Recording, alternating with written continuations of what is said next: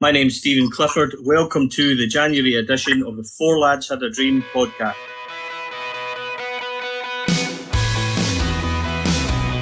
Joining us this evening, as usual, is co-host and sports writer from the Glasgow Times, Mr. Chris Jack. Chris, how are you? Hi, Stevie. All good. Nice to be back on again. Yeah, it's been a while, certainly been a while. And also joining us, we have Willy Irwin. Many of you will know him on Twitter as Fateston Bear. He runs the very excellent RFC Youth Updates. Willy, how are you tonight, mate? I'm good, thanks, mate. Welcome back, Willy. We'll speak to Willy soon about going to go through all the youths and how the youths ended the turn of the year and what they won and where they stand, etc. But our special guest this evening is former Rangers defender, Mr. Dave McPherson. Dave, how are you tonight, mate? Very well, thank you.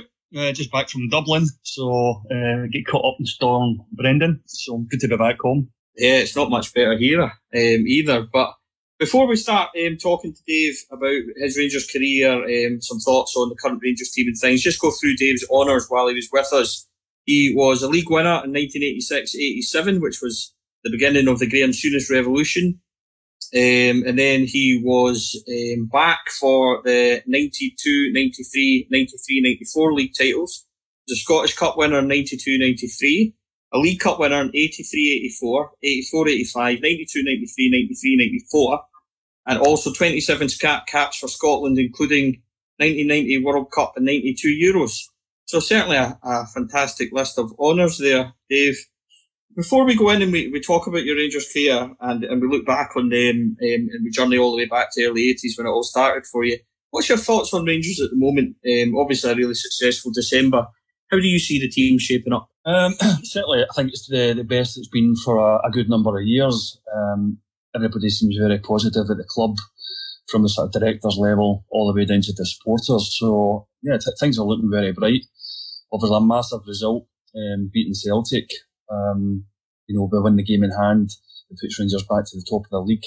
So it's all looking very good at the moment, but there's a lot of hard work still to be done if they want to win the league. Do you see any of your former bosses in how Steven Gerrard manages? Because obviously... Yeah, I mean, probably similar to Walter Smith, the sort of man management style. He doesn't get too flustered on the touchline.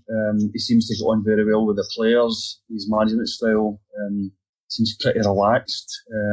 It will all be down to sort of hard work and hard training and well organised. So very similar in that way. Do you see similarities in how he kind of came in to your time at the club when Graham Souness arrived? Slightly. Obviously, when Graham came in, there was a transformation at boardroom level as well. And then, obviously, the money that Rangers were looking to spend when Graham took over was a lot more than what previous managers had. So, yeah, it's similar in some ways, but not in others. When you played, Dave, you were very versatile. You played a number of roles. And looking at the squad at the moment, the first team, there's obviously been a real surgence in performance from the likes of Borna Barisic, Ryan Jack, and obviously Alfredo Morelos as the star man. Who is it that impresses you most? Obviously, as a defender, you might choose a defender, but who impresses you most from the current 11 and who do you enjoy watching? Obviously, I enjoy watching Morelos, although his temperament is questionable at times, just due to the amount of sending offs, and maybe that's just a sort of cultural thing where he's from, part of the world he's from. Barisic has did really well. He's come on, I think, over the past 10 games. He seems to have a lot more confidence. His delivery with the ball is excellent. He gets up and down the park really well. So they're the sort of two players for me that have stood out over the season. So let's journey back several years back to the early 80s, and you were upcoming. Started at youth level, very quickly got snapped up by Rangers. Worked your way up a number of impressive kind of under 21 performances. How did it feel to join Rangers and make that move? Well, obviously, been born and brought up in Pollock, which isn't too far away from Ibrox.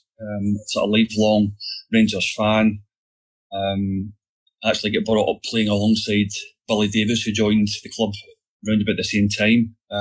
So it was, an opportunity of a lifetime for me. And I joined straight from school when I was 14, so it was like 1978. I joined a schoolboy form, the S forms at the time, so it was pre-academy era. So it was fantastic for me just to be going to Ibrox on a Tuesday night for training with the youths. And, when I get the opportunity to sign when I was 16, when I left school, then I jumped at it. Although I did know at the time how precarious that move could be, rather than go down the sort of educational route.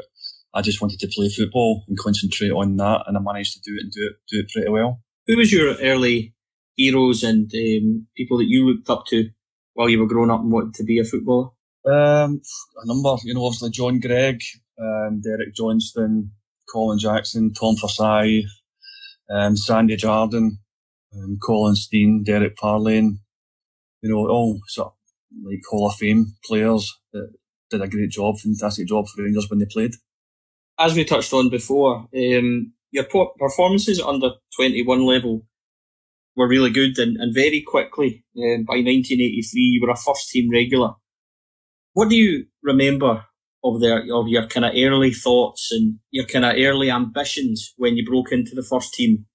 How was the change from youth level to being actually a Rangers first team player? Well, I didn't actually play that much in the youth system.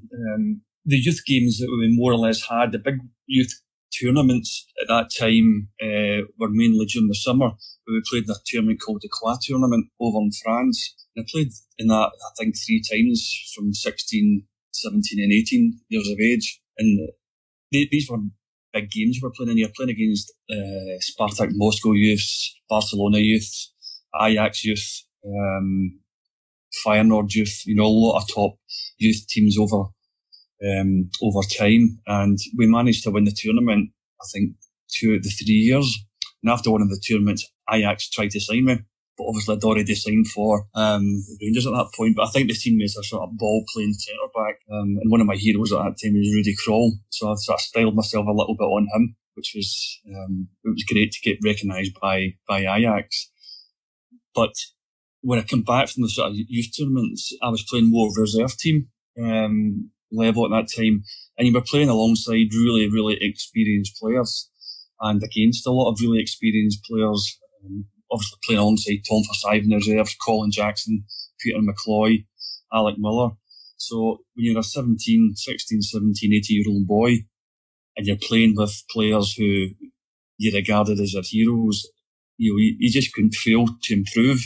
And I think that's the slight difference regarding the academy setup these days. You don't really get that opportunity to learn from top experienced players that are playing around about you. So for me, it was, I just soaked it all up. And you were making mistakes and they were coaching you well. They were, making sure that you learn from your mistakes as well without, getting your head down. But they gave me a lot of confidence. And it made the sort of jump from being a youth player or a young player into a first team player a lot easier. So a lot of thanks must go to the sort of experienced players that I played alongside in reserve level. One of the things that people mention when your name is mentioned, and I know when I told a lot of the guys that we were having you on the podcast, the first thing that comes to mind for a lot of them was your 4 goals against Valletta in the Cup Winners' Cup. Yeah. When I watched you, obviously growing up, I'm more kind of a 9-year-old child, so I'm more towards the end of the 80s, early 90s. 4 goals, Dave. Can you talk me through that? How did that happen? Well, I've actually got not a bad goal scoring record for a centre back. I think my stats are roughly 1 goal in every 10 games. And a lot of strikers would probably be proud of that. So I've always been quite handy getting on the end of things. And, I used to work hard at all aspects of training when I trained and played for any of my teams. So in finishing is an important aspect to any skill that any player's got. So, but to get 4 in my sort of European debut was probably very unique, probably a bit of a world record, I would imagine. I think at that point I was playing this sort of defensive position, but I managed to get myself on the end of 1 or 2 corners. And during the open play, I managed to score 2 goals as well. So I think just making sure, like any player that wants to score, make sure you're in the right place at the right time. You make an interesting point there, because obviously a lot of people remember you as being a centre-back or indeed a right-back. But there was, during times, and I've looked back, obviously researching this podcast, researching your career and things, you were number 8 quite a few times. And that brings us kind of nicely to the League Cup final, March 1984. Rangers hadn't had the most successful spell, went into that match. What do you remember about the cup final, and what position did you play that day? Because according to what I've seen and looking it up, obviously, for this, you were number 8 that day. Whereabouts did you play, and what was your role that day? If it's the match I'm remembering, I did play in midfield. I got asked to man-to-man mark Paul McStay. So rather than play a centre-back, my job for the day was just to make sure that Paul McStay did not create any chances for Celtic or dominate the game. So I basically went out and shadowed him for the whole match and never gave him a kick of the ball. And I think I actually get man of the match for the performance as well. But it was just one of those positions that on the day that, apart from getting on the ball whenever I could, I just had to make sure that the main player for Celtic at that point in that time was Paul McStay, that he never got a kick of the ball. And I managed to do that. That game's also significant in history because a certain young striker from Bells Hill, a young number 9, went on to score a hat-trick and launch his Rangers career. What was Ali McCoist like in the dressing room? That was a great lad, just as he is when you listen to him on the radio or when you see him. Whenever you meet him, he's a bubbly character. He's got a great personality, and he was an absolute legend playing for Rangers. He scored some fantastic goals that won a lot of matches for the teams I certainly played in. Rangers won another League Cup in 1984 because of the League Cup was the final was in March, and then they changed it to the final being October. So there was 2 really quick successes in 1984, and that took us again back to the League Cup. October 1984, 1-0 against Dundee United, in which Ian Ferguson scored. Back to a more familiar defensive position in this one. Yeah, obviously my favourite position was centre-back or sweeper. That's how I played it when I got brought up. But because I was good on the ball, that I could play in midfield, I could play right back, and I actually had a stint up front at some point as well.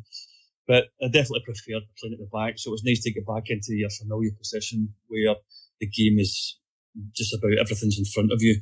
So playing in midfield certainly helps you mature as a player because you're sort of back to play, you're facing the play. But when you move back, the game certainly becomes a little bit easier. So I've thoroughly enjoyed, getting my opportunity to move back to central defence. After these successes, Rangers had a bit of a kind of lull. And then there was major changes. Obviously, 1986-87 season, the Souness Revolution, and the first league title of his kind of reign. Not the first of 9 in a row, obviously, because we lost the year after, and then 9 in a row started. But what was the whole club like, and what do you remember about hearing about Souness coming, and what was the buzz like in Glasgow, and how did you feel as a player knowing that he was coming in? Yeah, obviously it was towards the end of the previous season that we knew that something big was happening. There was a lot of changes going on in the background. We knew that Graham was coming in, and also Walter Smith, I think, appeared first. So he had a chat with us beforehand. So it was exciting times, and there was talk of big money getting spent and big name players getting brought in. So it's exciting, but I think when you're a player there at the time, you think, well, the most important thing personally is to make sure that you do the best you possibly can and make sure that any new management team that comes in that want to keep you. What was the early days under Souness like?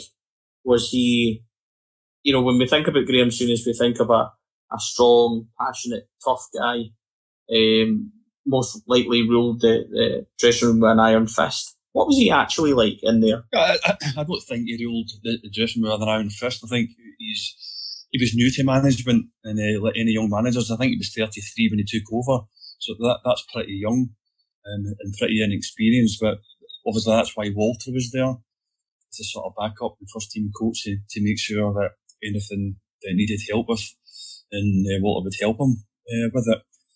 But he was great. I mean, he instilled a lot of confidence in all the players. He had big ideas for where he wanted to take Rangers, not just domestically, but on the European theatre as well. So it was all very positive, and everybody was looking forward to getting the season underway and to see how far we could really go. It didn't exactly start well under Graham. We were defeated away to Hibs, in which he got sent off. Then we lost at home to Dundee United 3-2.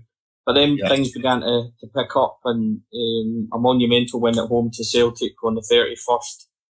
The very famous Ian Durrant goal, where Cooper slides it in, and he celebrates by actually running past Davy, which I think is one of the kind of highlights of the goal, strangely enough. Was that the catalyst to go on under Graham, and the thing that kind of launched him? Yeah, I think the first two games you mentioned, the Hibs match and the Dundee United match, both games I thought we played really, really well, and certainly never deserved to lose the matches. Obviously, the Hibs match where Graham gets sent off, it put us a little bit on the back foot. But the Dundee United match, I thought we were outstanding that day, but we lost it. But it gave everybody that bit of confidence getting into the next group of matches, that we were playing well, with a good squad, with a good team on the pitch, and we were going to be very hard to beat over the season. So there was a lot of confidence there over the whole season, right from when Graham first put his boots on for the first match.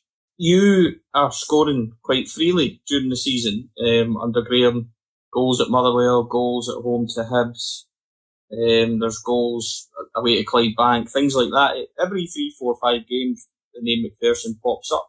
What did Graham say to you about with regards to goal scoring? Was he always encouraging you to get forward and see how many you could get? No, it was nothing like that at all. Again, I always tried to get myself in a position that I could score goals. And being 6'5", any sort of set pieces, then you're a good target for the ball to come into the box. So I just made sure that I was trying to get myself on the end, and if not score, then you're trying to set up chances for your teammates. And you get somebody like Alan McCoist in the box, then anything that you're not scoring, there's a very, very good chance that he's going to go on the end of it and stick it in the back of the net, which often happened. Basically, Rangers from the beginning of December went on a massive unbeaten run, including beating Celtic 2-0 at home on January the 1st, where Robert Fleck and Ali McCoy scored. Again, these are massive moments in early kind of soonish revolution. And Rangers went 4 months unbeaten, and finally clinched the title at Aberdeen, famously on 2nd of May with a Terry Butcher header. What were the feelings on the run into that? Because obviously we hadn't done it in a long while, and it's maybe a wee bit similar to the situation we are in now. And what comparisons can you maybe draw from now to that team back in 86, 87 that won the league then? I think just going on a run that you're unbeaten and you're playing against teams who are doing everything they possibly can to beat you, but they're not. In every game that you go undefeated, just gives you that sort of next level of confidence. And that's what happened in that year when we won the league. There was just a lot of confidence in the team. And bear in mind, we had Terry Butcher, England captain, Chris Woods, England goalkeeper in the team. So they played at a very high level, international players. So there was a lot of confidence in the team. It just got stronger and stronger as the season went on. And that's what I'm hopeful for the current Rangers side is, the fact they beat Celtic there. They know that they can go on and win the league, but they can't afford to slip up. And that was similar to what happened back then, was we knew that if we did slip up, then your closest rivals might take advantage of it. And that's similar to what's happening now with Rangers. They know that don't worry about anybody else. Just make sure you go out and get the results. And if they go out and get the results that they're capable of getting, then they'll go on to win the league. One of the highest appearances rates in the season that year was yourself, with 47 appearances and 8 goals. The season after, it all went kind of was it unexpected, your move away from the club, and how did that transpire, and what made you decide to go to Hearts? Well, it certainly wasn't expected from me. It just sort of happened out of the blue during the close season I received a call from Graham. I was just back from holiday, and he basically just put it on the line. He said, Hearts have put an offer in for you, and I've accepted it. So it was a bit of a shock, having been there since obviously 14-year-old all the way through. But what I had to do was actually think about my career. Did I look upon it as a step back, or did I look upon it as a step to the side, and just rebuild and try and continue to improve the way I was improving? So after a bit of soul searching, I thought the best thing for me to do at this moment in time, rather than stay at Rangers and I might play but I might not, I'd rather go somewhere where I know the management team really want me. And so once I met both obviously ex-Rangers players, Sandy Jardine and Alan McDonald, then they convinced me that it'd be the right move to go to Hearts, because they were rebuilding for the following season as well, and they had a lot of good players at the club. So in the end, it was an easier decision than what I initially thought it was going to be. But it was still a tough decision to make, to leave your boyhood heroes. It was never going to be an easy decision, but it turned out in the end to be the correct one. So you have 5 good seasons at Hearts, and I know that you've got a lot of time for the club, and you would later return there in 1994. But we're going to skip that part of your career and go right on into 1992.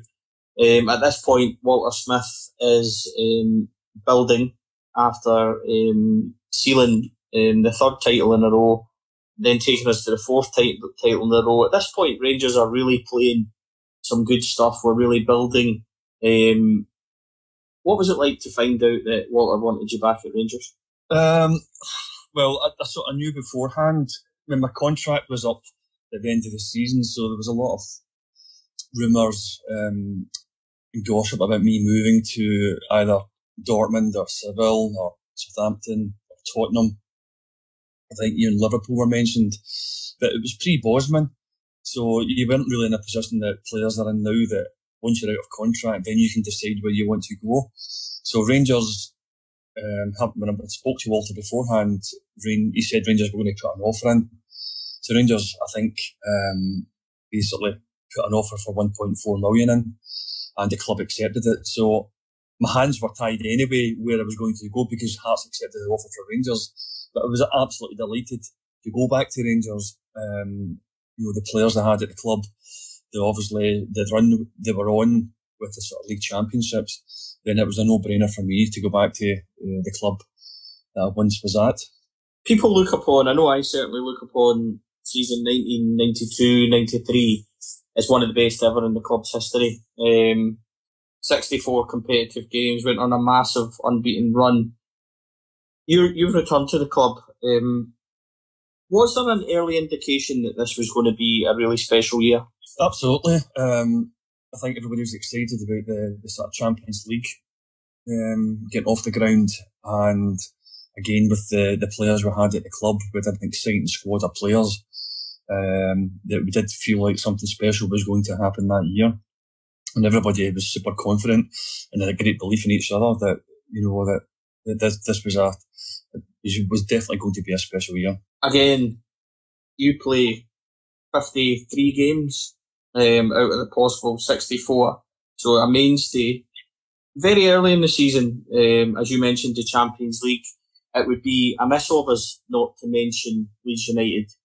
Even I remember, as I would have been 10 years old, my dad lived down south, and we were actually down south for the first game at Ibrox, and the English press gave us no chance. We were not laughed at, but we were certainly not in any. We shouldn't be on the same pitch as Leeds, basically. We had no chance. What was the squad like? What was the determination like within the ranks? So obviously Leeds United is a massive part of Rangers history, certainly in the latter years. What can you remember? What can you remember about the build up and the game and the determination in the dressing room and things like that to go out and get a result? Yeah, I mean, obviously the build up was immense beforehand. The Battle of Britain, and everybody was all over it. This was a game or games that were going to set us up for the Champions League group stage, which was massive for the club, not just financially but reputational wise as well. That obviously the better you're doing in Europe, everybody's paying more attention to you, and you're able to attract better players further down the line as well. So there was a lot at stake in both Leeds United matches. But I'll never forget, obviously, the first match at Ibrox, where it kicked off, and the atmosphere was absolutely incredible, one of the best atmospheres I've ever played in. And then Leeds United got a corner, and within, I think it was 30 seconds, Gary McAllister, who's a coach at Rangers at the moment, stuck one right in the top corner, and I've never known the noise to go from so loud to you could hear a pin drop within a short space of time. So it was an incredible experience, getting through all that. But after that goal went in, typical as the team was at that time, everybody rolled their sleeves up and went out and tried to resurrect the result, and we managed to win it 2-1. Who were the main characters in the dressing room at the time? Because obviously there's some massive figures. You've got Andy Gorham, you've got Richard Gough, you've got the likes of Bomber, Stuart McCall, Ferguson, McCoy, Tately, and then even the kind of foreign guys like Mikhailichenko and stuff like that. Who were the main guys that would take a game, take the dressing room by the scruff of the neck, and just say, right, guys, we're behind, roll up the sleeves, let's do that? Who were the main characters for you, and who would give out the bollockins? Nobody actually gave out bollockins. I mean, one or two players had a go at each other, and quite rightly so, but majority of occasions, everybody respected each other, because everybody knew that they were going to give 100% towards every game as a Rangers player and putting the Rangers jersey on. So there's always bigger characters than other players there. But that season, in that era, everybody worked really hard. Everybody brought something to the table. So you might have Bomber, who could be a bit loud, a bit brash. Somebody funny like Durante, Coiste, other people like myself. That was a good thing about Walter. He was brilliant at bringing different parts of the jigsaw together and making it, a really good fit. And that's what made him such a successful manager. Having qualified for the Champions League, 60 minutes in, their first game, we're 2-0 at home to Marseille, 2-0 down. A couple of goals by Boksic and Vola, if I remember. Just trying to remember that game. What did you feel at that moment? Was it a case of, this is crazy, this is such a high standard? Or is it just a case of, like you've been speaking, dig in, never give up and just keep going? Oh, that was a belief that we had in the dressing room. No matter if we went 1 goal, 2 goals or 3 goals down, we always had the belief that we'd come back and actually win the match. So nobody ever let their heads go down. And Marseille had a brilliant squad of players that year. And I'm sure, if memory serves me right, we played them in a pre-season match as well. So we knew more or less what we were up against, and the standard and the quality of player, Rudy Voller, Alan Boskic, they were top world-class players, but they were playing against a Rangers team that were full of, more or less international players as well. So no team was going to get it easy playing against us. During that European run, Rangers obviously went unbeaten, and they came within an inch of the final. It was a fantastic run. A really, really gutting not to get there. It later emerges that, Marseille have been involved in bribery, scandals and things like that. And there was a story that Rangers had been offered the chance to play Milan in the final, which David Murray rejected out of hand. What was the squad's feeling at the time amongst the kind of, without going into too much details and maybe saying something, we don't want you to say or whatever, but what how do you feel like Rangers were cheated out of it? I know a lot of fans still at this point feel that way. Yeah, I mean, we're obviously going 10 games unbeaten in the Champions League, no matter what stage it's at, is incredible. And I can't see that happening nowadays. But I didn't really look upon it as we were cheated out of it. It sort of left a bad taste in, I think, every player's mouth that, the way it happened. But I'd rather reflect on, thinking about it, that we could have won it that year. We had a good enough team to actually could have won the Champions League. That's my memories of it, rather than thinking about what Marseille did or what they didn't do. I'd rather think about us as a squad of players, and Rangers as a club that got to a stage that we could have and maybe should have won the Champions League in 1992-93. Finally, on that night, what was it like in Marseille, knowing, obviously the Velodrome, brilliant arena, what was it like knowing that we were one win away from the final? And even though, to get a draw out there was a fantastic result, a great goal by Gersnet. What are your memories of that one? Memories, well, a lot of it is actually after the match, but beforehand, during the match, it was a great place to play. The fans were all pretty vocal. It was one of those games, one of those nights that every Rangers player had to go out and do their absolute best, which they were always going to do. It was quite a humid night, and we played a lot of football that season.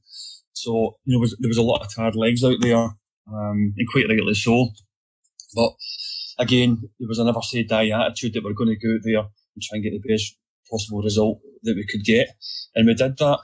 And I thoroughly enjoyed the experience of playing there. My story coming back was slightly different because I get drugs tested, and I couldn't do the toilet after the game. I was like about 2.5 hours.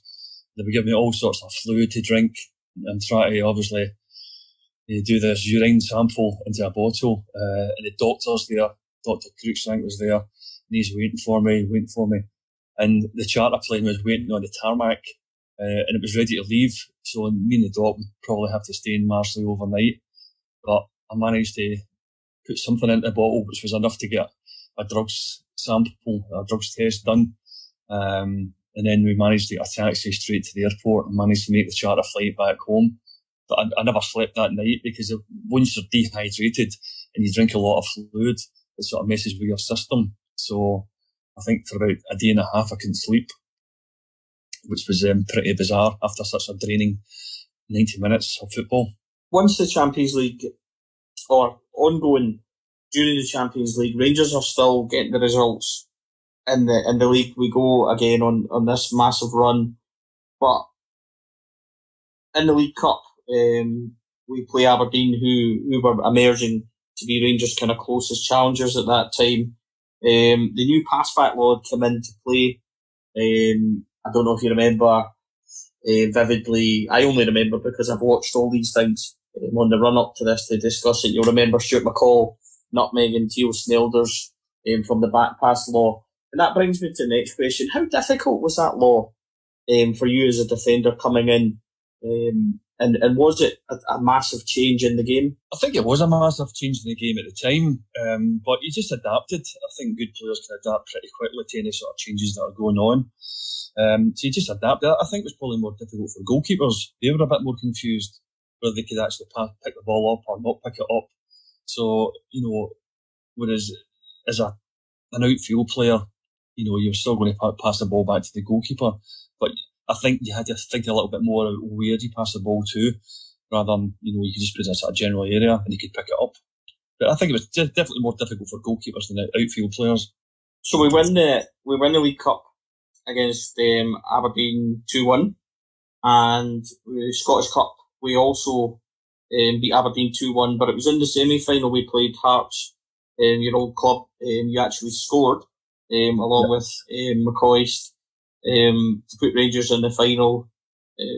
So a Scottish Cup, League Cup, along on the domestic run unbeaten, a massive run in Europe. Do you look at that as being, not only is it been one of Rangers' most successful seasons, but how much and how high is that up there in your career highlights? I think it's the best season for me that I played in. You've been through the whole season, played a lot of football, played some massive games, really big games in Europe, domestically as well. You won the treble, again 10 games unbeaten in the Champions League. It was huge, definitely the best season that I would say that I've had in my career by far. Rangers then, obviously having sealed 5 in a row, we expect to kind of kick on, and I suppose the expectations were that we take the next step in Europe very quickly. That doesn't materialise. Levski Sofia famously put us out on away goals after a 3-2, 2-1 reverse out in Bulgaria. How disastrous was that after the highs of only a couple of months before? Yeah, that was very disappointing, and I think basically the scoring, I think it was in the away match in Sofia, it was the last 10 seconds, last kick of the ball, more or less. Todorov, the name haunts me. Yeah, he stuck it right in the top corner. It was one of those unstoppable shots. So that's the highs and lows of football. The previous season, we were getting those sort of breaks. We probably would have hit the bar the previous season, but obviously that's football for you. It swings and roundabouts, and he managed to stick one in the top corner. So it was a massive disappointment, personally, but massive for the club as well, down to the fact that we did expect to go a long way in that season as we did the previous season.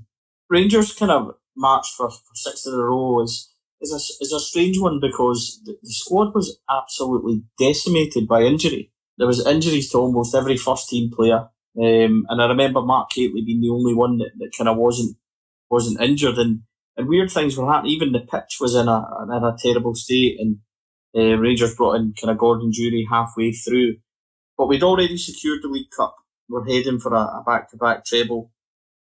How much does the likes of injuries and fatigue, and was it the more it went on, does the previous season begin to kick in with the kind of injuries and things like that? And how would you describe in terms of difficulty for injuries and everything that went on? I think it's good to the fact you point that out. I think a lot of people from the outside don't understand the sort of volume of football that's getting played and the level that's getting played, the mental aspect of it as well.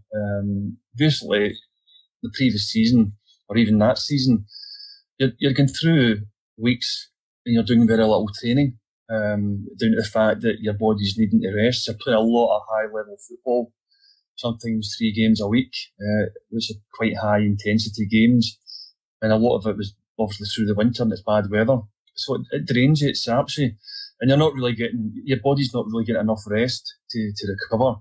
I know even myself, the injuries I picked up in my career are all wear and tear injuries. It's injuries that I really should have rested a bit more than what I did, to give my body time to recover. But for me, I just wanted to go out and play for Rangers, and that definitely had an impact on me regarding the injury I certainly got. But a lot of the players at the time, that's what they did. They just went out and played because they wanted to play for the jersey, and a lot of them picked up some serious injuries and some not so serious injuries because of that. Rangers had a really difficult start to that season. In the first 7-8 games, we only actually won twice, and then again beat Hibs, but then drew. And looking at it, there's a lot of kind of results there that kind of a lot of players were maybe struggling for form. Andy Gordon was out for a long time. He's obviously a huge part of it. And Ali Maxwell come in and had a very famous kind of double mistake at home to Celtic and things like that. How does the dressing room react from the highs of the year before to a kind of turbulent period, and how do you help people through the kind of mistakes that were happening? I think just as teamwork. Everybody again that was in the dressing room knew that we're going to go out there and work as hard as we possibly could for each other and help each other through any sort of difficult moments or any mistakes that were getting made. So that's not really a difficult part of the game. I think when you're coming off such a high of the previous season, then you start a new season, then I think that's the difficult part, is maintaining that level and that standard. And no matter what player you are, that can be quite difficult to do. So it did take a few games for us to sort of find our feet again and get back into the sort of winning ways. Gordon Jury arrives end of November time, and he obviously is a kind of massive boost for the squad because McCoist was injured. A lot of kind of Mark Hateley was basically leading the line on his own. Jury comes in, Rangers go on a 20-game unbeaten run, culminating in winning the league with 5 games to go. Was it a sign of that squad just being so mentally and physically drained that during the last 5 games we didn't record any victories? And was the writing on the wall as we headed towards the Scottish Cup final in a way? Not necessarily. I think some players were sort of running on empty at that point, and the squad wasn't as big as what probably modern day squads are these days. So there was a lot of players playing through the sort of pain barrier, which you might not get as much nowadays.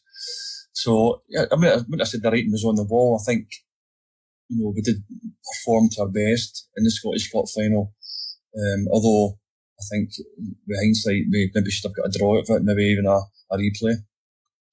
Is there ever a feeling in the dressing room that, is there ever kind of meetings, sit down and, we need to pull this out, we've got the big games coming up? Did that ever happen during your time at the club? And how did you feel as that season was kind of going on? Was there always still a confidence that we could turn it around?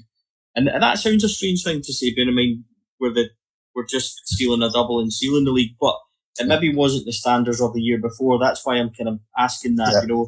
It was such a successful year, 92-93, that 93-94, in some ways, even though we were double winners, isn't looked upon as a successful season, if that makes sense. Very strange thing to say. Yeah, well, you set your own limits and your own standards. In the previous season, you win the treble and 10 games unbeaten in the Champions League. When you start off the following season, you get knocked out of the Champions League, then it's never going to be the same as the previous season. So there is a bit of what happened there. There's not going to be as good as the previous season, but we still had belief in the dressing room and the manager. Walter certainly had the belief in the players and the squad that we were good enough to go out there and potentially win the treble. That was never in doubt at all. Pre-season comes and Rangers need a wee bit of a boost as they go for 7 in a row, and a certain Danish winger arrives along with Basil Boli. How much of a lift was Brian Laudrup in the dressing room? A massive lift, Brian, obviously a world-class player, and everybody was excited about not just watching him, but obviously playing alongside him. He was good with the ball at his feet, left and right foot. He could run with the ball. He was fast. He was good in the air. He had a great touch, control. It was easy for him to settle in. His English was great. So it was an exciting time for the club to have a player of that standard and calibre at Rangers. Did you ever get the job of man marking him in training? Well, he's still in my pocket. That moves us on. Obviously, the end of the year, October time, Rangers decide to go for Alan McLaren from your own side, Hearts, and that kind of means that you move in the opposite direction. Closing on your Rangers career and kind of looking back on it, and how do you feel looking back on your Rangers career? What was your biggest highlights of it? Obviously, your very first team match is one that you're not going to forget. I think just the opportunity to go and play for your boyhood heroes and play alongside players who were your heroes and legends was a special moment for me, one I'll never forget. Obviously, winning the treble, it's very hard to beat that. It's a career highlight. And also the 10 games unbeaten in Champions League, because it was a relatively new competition and everybody was excited about it, and we managed to come out with a fantastic reputation at the end of it. So the 92-93 season, as I mentioned before, that's sort of the highlight of my Rangers career. And obviously getting inducted into the Rangers Hall of Fame was a very special moment for me and my family. That was something that was the next thing I was going to ask you. But before we get to the kind of Hall of Fame, you did score quite a number of goals. It was something we always ask all our guests. Do you have a favourite in the Ranger colours? Actually, sounds a bit big-headed here, but I scored that many I can't remember. One I remember was a special goal for me because I was playing obviously in the same team as David Cooper, and I won the ball at the back. I'm sure it was against Dundee, and basically in my own 18-yard box, I dribbled past one or two players. I played the ball to David Cooper and I continued my run. At this point, we're in the sort of Dundee half, attacking, and I continued to run forward. And one thing, when you give the ball to David Cooper, his passing range was second to none, that he's going to find you with the ball back.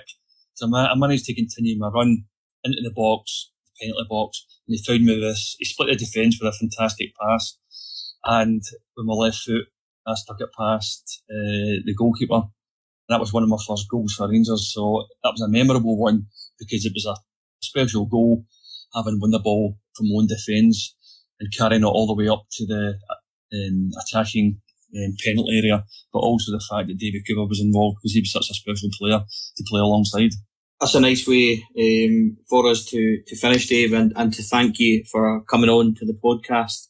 To get a treble winner on, somebody who's part of 9 in a row, played such a massive part in the early revolution of Graham Souness, for you to give up your time and come on to speak to us, I'm very thankful. So on behalf of the podcast, just like to thank you for coming on and giving up your time. Can I tell you a quick story? Absolutely. I got, and if anybody knows who it is, then they can maybe help out. Somebody asked me for a signed photograph, but I'll read the email out to you, and you can give me your thoughts on it. Basically, it says, "Hello, I hope you do not mind my asking. I'm hoping I can get something signed by Dave McPherson to Elsie, preferably a dragon picture. The reason being, my daughter's bedtime stories for a while now have been about the friendly dragon, Big Dave McPherson, in brackets. Basically, Big Dave goes to a town and hangs around. Later, his bumbling human friend, Alistair, goes and banishes him for a reward, but always leaves the town a bit of a better place also. When I reached a point in my story where our hero needed a name, I almost immediately thought of a player I looked up to and always enjoyed watching. She loves the antics of Big Dave McPherson, and a signed picture from the real one would be something she would cherish. When she is older, I shall explain it all to her, and particularly as we are in the West Yorkshire, and her mum's a Leeds supporter, and he's got in brackets, watch the Leeds games from 1992 on YouTube. Thank you in advance, Scott." You got this email? Yeah, it came via our company, Global Sports Recruitment. But I don't know who it is. So if they are listening, then they could send whatever needs to be signed to the registered address of their company, and I'll make sure that Elsie gets a signed photograph. Well, not of a dragon, obviously, because I'm not a dragon. We'll do a wee shout out and we'll see if we can get that for Elsie, and we'll get that sorted out. Great, thanks. Dave, thanks for joining us, and again, thanks very much for giving up your time. You're welcome. All the best. Thank you. Well, huge thanks to Dave McPherson for joining us. Obviously, it's always great to hear from ex-professionals, and definitely ones that have been as successful as Dave has been as a treble winner. But we're going to talk to our friend Willy Irwin, who is, as you know, as I spoke about before, very much more or less like a youth correspondent for everyone on social media. He goes to many youth games. Willy, it's been a few months since we spoke to you, so what was the roundup, and where did the youths finish the end of 2019? Pretty much they carried on where they left off, just continuing to win games, especially the under-18s, sort of relentless almost. They just don't seem to draw games or lose games, just constantly winning. They're racking up the goals as well, mainly due to Chris McKee and Ross McLaughlin, Matty Yates, who just continue to score goals at that level. It's pretty dominant at times, including the 5-0 victory over Celtic in the Cup.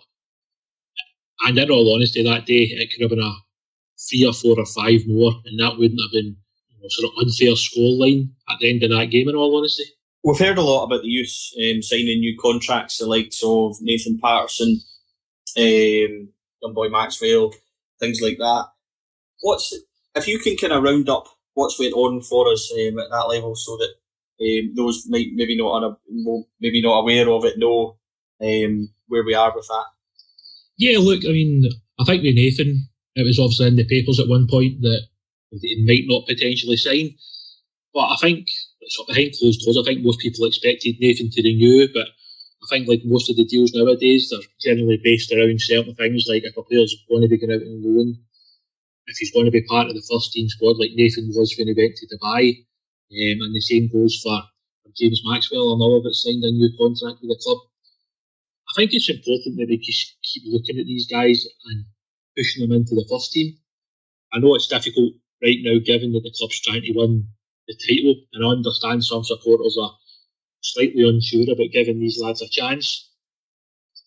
But I do believe that these guys are good enough, and that if they are given an opportunity to play in this cup game potentially on Friday night or in other games that are deemed not as high as the Aberdeen games, Celtic games, etc., I do believe they could come in and offer us something, and we give the manager a chance to potentially move one or two players on that are on the fringes who are picking up more wages than these young guys, and hopefully by the time next season comes round they might be part of the first team squad on a regular basis. Willie, there's a lot said about young Leon King maybe not signing a contract and potentially still being in talks. How good is he, and what kind of future do you see for him? Look, I think Leon's obviously a highly talented kid who has pretty much been spoken about leaving Rangers probably for about a year now, and it's pretty crazy that there can be that much pressure on a kid at like 14, now 15, and he's just recently done 16, that I think there's people that are constantly asking him, are you going to sign, are you going to sign? And I think like what happened with Billy Gilmer, it's down to what the player wants and what Rangers can offer him. People will say at 16, does he really need to move to England? Does he really need to, look for more money? But I don't think it's about that for Leon. I think it's about finding the right fit for him. And as the manager continues to talk about, it's like the pathway into the first team. Leon obviously isn't away with under 18s this week to Portugal. It looks as though he's going to be staying behind to play with the development squad, which some of the guys that are playing in that age group are 19. Leon literally, like yesterday, I think it was, turned 16. So I think there has to be a kind of degree of understanding. He is still a young guy, and yeah, he is a very good talent. But we do need to nurture these guys and make sure that we do look after them. Because to throw somebody like Leon into the first team right now would probably be too much for him. But there's certainly no harm in playing him in development games against players that are a few years older than him and probably more physically stronger than him. But he'll certainly develop quicker by doing that. Well, the Rangers have made a few moves in the transfer market at youth level. There's been a Motherwell defender we've spent some money on. And what can you tell us about the players that are coming in at that level, and what can we expect? And tell us a wee bit about the young boy that's come in from Motherwell. Yep, I believe the person you're talking about is Kyle Semple. From what I understand, he's somebody the club been looking at for a while. I think I've only seen him once, maybe twice maximum play. He is a good footballer, and I think he's somebody that the club would like to add to that group, especially with obviously the talk that a few players are going out on loan again this month. So with Kyle coming in, he could potentially move into the 18s, play in defence or in midfield. Especially with as I said earlier, the talk that maybe Lewis Mayer's going out on loan. And also today, the talk that 2 lads are going to America. That's potentially 3 players leaving in a defensive position. So I think the fact they can bring Kyle in now, he would definitely have some part to play for the under 18s, and possibly if things work out really well before the end of the season, he might get a development game. And also come the summer, young Charlie Lindsay coming in. He is somebody I've only seen, I think, maybe 3 times, but technically he looks a very, very good footballer, and I think by all accounts Rangers did manage to get Charlie sorted out quite quickly, because I think if he'd waited any longer, there was a lot of English clubs who were highly interested in bringing him in. So the fact that he managed to get a step in front of those clubs shows how good a player that Charlie is, and the fact we've got him for the summer upcoming, I think the under 18s could be very good next year, possibly better than this year's, and that's hard to believe given that they've not lost or drawn a game yet. So what is who would you say are the ones that have really developed over the last couple of months, and who can we expect as the next ones to maybe make that push while we're in the situation that a few of the first team players are going out the door. Obviously, we've heard today that Docherty's close to a loan move. Jamie Murphy's heading away. These are squad positions that these young boys can maybe come up and take. Who would you expect to emerge? Yeah, I think, especially the guys that went to Dubai, obviously the two that we mentioned earlier, Nathan and James, obviously Kai Kennedy, who's a very, very good player, very good technically. He could easily play along that kind of free man behind the striker role, kind of right, left, or in the centre. And obviously Dapo Mabudi, who's obviously very highly rated. I think the big thing with Dapo, for me personally, is I would like to see him go out on loan and play some games. I'm not so sure the manager played Dapo particularly right now, but I do believe Dapo is somebody that could play for the first team. And obviously Josh McPate's just returned from his loan at Dundee. I'm sure he'll probably be disappointed that maybe he didn't get the game time that he would have wanted. But knowing Josh, I do believe he'll come back and he'll show the right attitude and he'll work hard and he'll do things that has to be done to improve his game. And I think people do have to remember when he went out on loan, he was only 17. He was one of the kind of younger ones to go out on loan. Possibly maybe, if he looks back now, maybe it was 6 months too early. But there'll be sort of complaint when we don't loan players out. Sometimes they're going to work, sometimes they're not. And that's just the kind of nature of football. But I do believe Josh has got a future in the first team as well if he's given an opportunity to play. The first team did no bad in December and we had a very good end of December. We'll bring Chris in here as well. But we'll ask you first. Willie, went to Parkhead, 1-2-1. Surely we're in a good place now to kick on. Yeah, I've got to be honest and say that before the game I would have probably taken a draw. I think that's just purely to be obviously had the best of results over the years at Celtic Park. So to go and say the way that he did was absolutely fantastic. And even the Celtic equalised, I never felt as though they weren't in control of the game. Obviously, the last 10, maybe 20 minutes, you do kind of sit a little bit deeper. But I felt that we were still a huge threat on the counter-attack. And I think mentally, for our players, to beat Celtic last season in the League at Ibrox a couple of times was massive, but to actually go to Parkhead and actually win that game is just such a massive boost for the players, for the supporters. And I think you saw the manager at the end of the game, how he felt about it. It was a massive result, and we just need to obviously kind of push on now in the second half of the season. Chris, you would have had a good New Year. How did you enjoy the final results of December, and what did that tell you about the spirit of the club after a disappointing cup final result? I think the way they've reacted to the 8-1 to the drop at Pittodrie and then to the Betfred Cup final really shows the mentality that Steven Gerrard's got in this squad. It was something that when Gerrard first came in 18-19 months ago, he spoke a lot about character and mentality and really having winners in the squad. I think the way they've been able to put together the type of runs that they have done to get themselves into the position, but also the way they have come back from the adversities at certain points this season, it really does show that this group has what it takes. I think there's a real confidence about the group, but not a cockiness. Having spent a bit of time with them over in Dubai, the message very much is we've done well so far. We've won nothing yet. The whole winter break was a real reset for everybody. So the fans are obviously get a bit more excited, and the media will talk things up a bit more. I don't think you'll get Stephen or any of the players getting too far ahead of themselves. They know they've done well so far, but still plenty of hard work to go. And when you look at the fixtures we've got over the next couple of weeks and couple of months, probably right up until the games with Braga, there's a real chance there for Rangers to build on the momentum, which obviously they weren't able to do this time 12 months ago. Chris, how was your trip in Dubai, and what kind of insight did you get to the first team, and did you get to spend any time with the manager? And what's the kind of, pushing a wee bit on what you said before, but what's the kind of spirit in the squad like at the moment? I think I'm probably the only person to go to Dubai, find it raining for 4 days and come back with a cold. So from that point of view, not the best. But in terms of the facilities that they had over there at Nad Al Sheba, they couldn't ask for anything more. The manager seemed really pleased with how the week went in terms of a training week and just getting the legs back going again. Then had the game against Tashkent on the Saturday. Basically, run out. If that's the Uzbek champions, it doesn't say very much for the standard of the rest of the league, with all due respect to them. But I think that was a very good exercise for Rangers.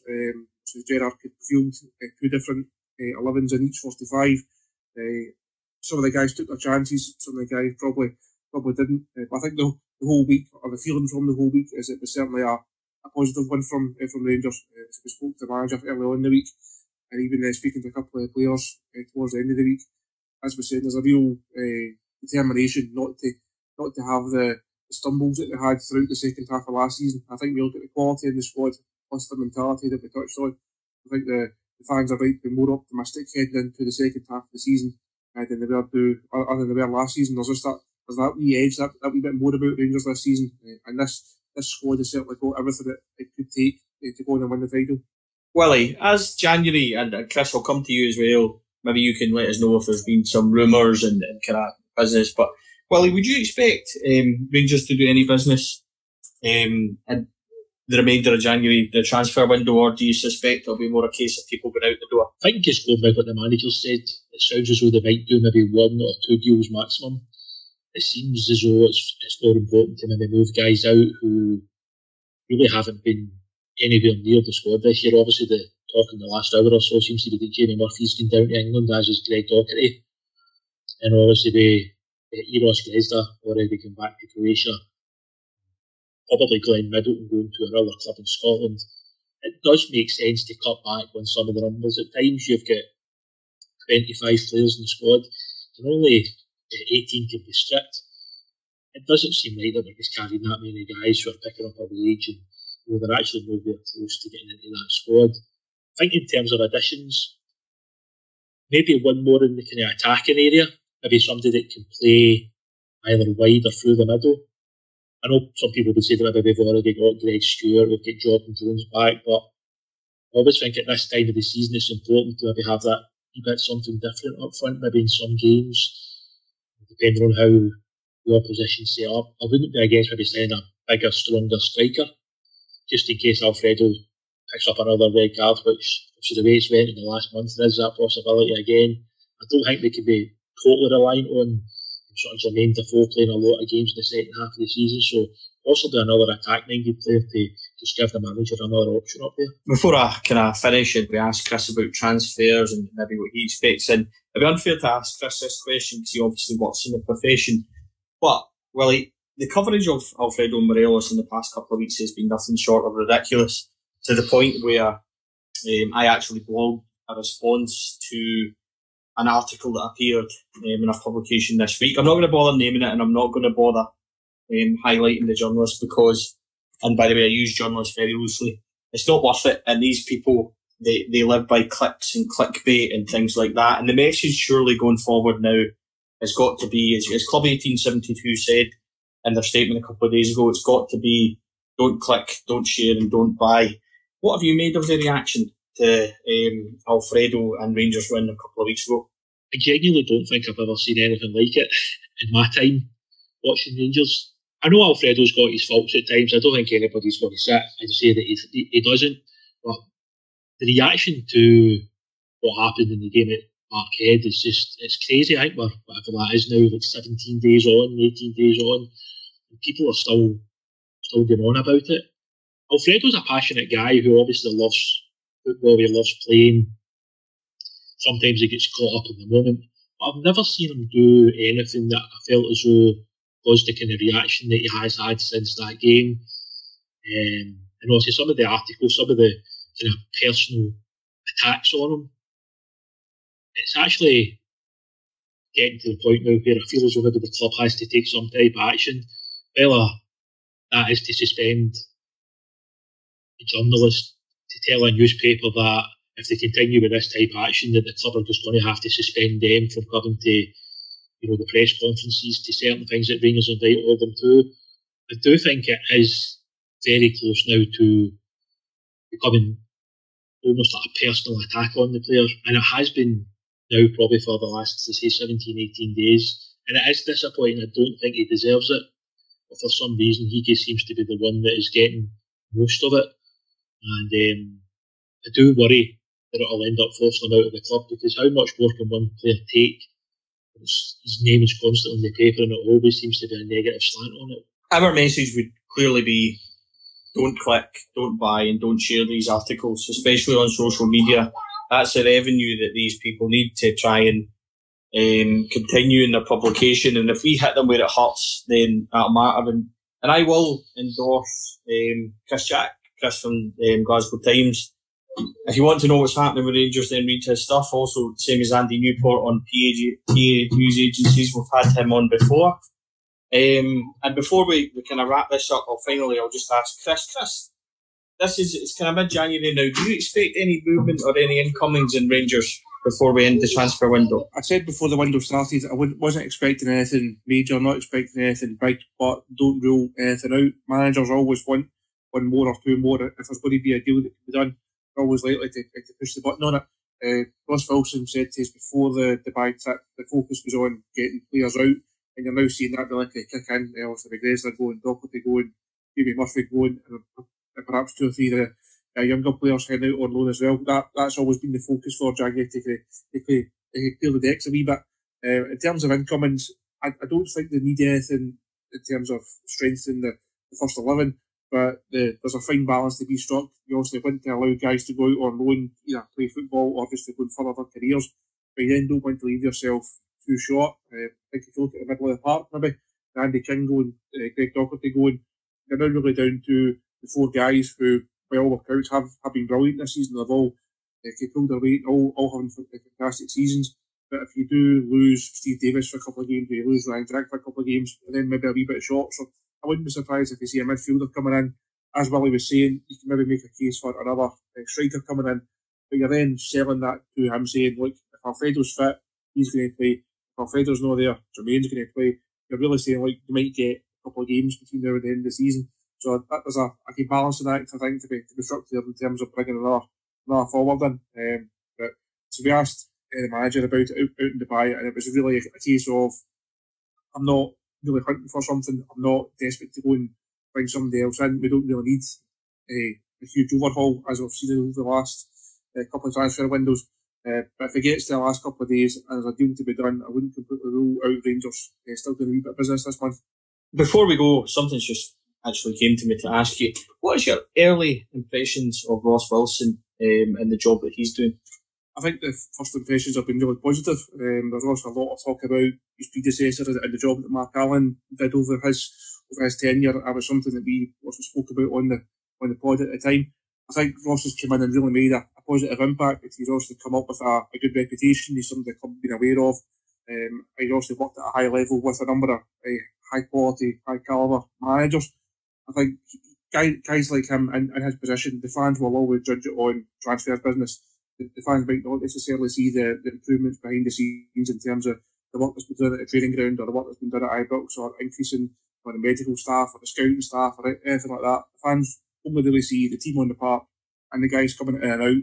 And that was a major bugbear for a lot of the people at Rangers, and I know a lot of the fans, how Mark Allen dealt with the summer transfer window in terms of getting bodies out. I think if you look at Ross in terms of what he's done so far, getting Gersnet out, managing to get a fee for him, get a couple of other guys out, as we've just mentioned, I think it's been a fairly positive start. And my dealings with him, he's always come across well. He's really pleasant to deal with, good to deal with. And the manager and him seem to be really forming a good bond as well. So that's something that Rangers will hope only improves over time. And I think he's one of these guys. He will have an impact here and now, as we've seen, but it will be a bit longer term when he really gets his teeth into the job and you really see the impact that he can actually have at Rangers. With that, as we finish the podcast, what I would say that anybody looking for news in the press or wanting to read about Rangers and the latest, they can find that. They can follow Chris Jack on Twitter, and they can also read his stuff in the Glasgow Times. I would also say that anybody looking for youth updates can follow Willy's site, RFC Youth Updates. Is that right, Willy? It sure is, mate, yep.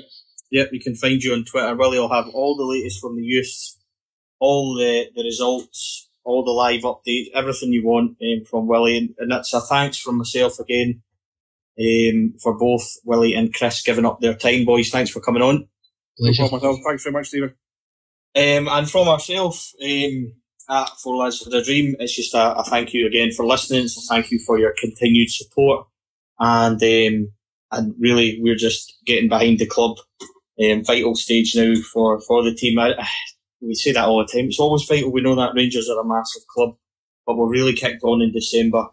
The last game in December was fantastic, and it's something that we all enjoyed, but that goes now. Time to kick on. It's time to really concentrate, and let's bring this trophy home. Until the next time, ignore the nonsense, the irrelevant, and the noise.